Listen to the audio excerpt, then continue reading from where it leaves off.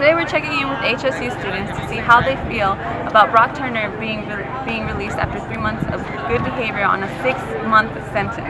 Yes, I'm surprised that you would be able to be released for good behavior after only 3 months.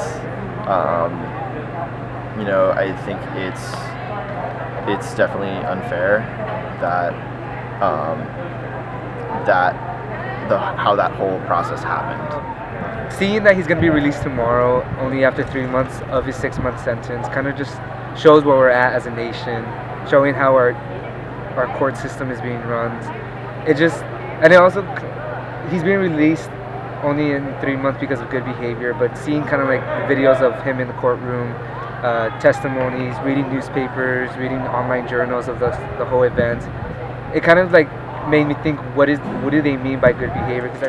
So I think Brock Turner getting released early doesn't make sense because it's not fair, and there's a lot of other people of color that are staying in for unreasonable reasons for a long time, and for him to have so much white privilege that he's actually let early from an already very lenient restriction is ridiculous to me. I just think it's really unfair. Like, it was definitely not enough time for it to be a thing. I think that rape is a totally unacceptable crime and that people should serve their time for committing such a thing, and that I'm not really aware of the race and gender issues involved, but that kind of sounds like a short amount of time to serve for such a heinous crime.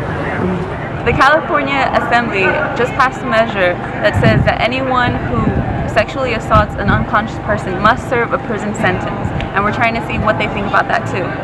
I think it's definitely a step in the right direction. I think it's necessary. That should not happen at all, and it's really sad when it does. And so I think doing our best to bring harsher penalties when it does happen is a good way of getting people aware, so it becomes less likely to happen. I never even knew it wasn't written down on paper until recently, and I find it very helpful towards the cause of spreading more awareness and hopefully in the future making it to a point where this rarely even happens. It keeps us more aware, and I feel it gives people more hope to be brave to come out and say, I was under the influence and I was knocked out, I was blacked out, and this happened to me. Like, they won't feel guilty and they won't feel like no one's gonna help them. This gives people more hope, and this gives people a better sight for the future. I think this new rule makes a lot of sense, and hopefully we'll be able to avoid situations like his release and stuff and his sentencing, because that's a big problem. Like, if they are unconscious, it has to be rape, right? I think it's great, and I really think it's from the help of Joe Biden's speech on unconscious rape, and no means no. I think that definitely needs to be turned into a law, just because I feel like that's common sense. If you do something like that, you should be punished in like a severe way, just so you know it's not something you can do.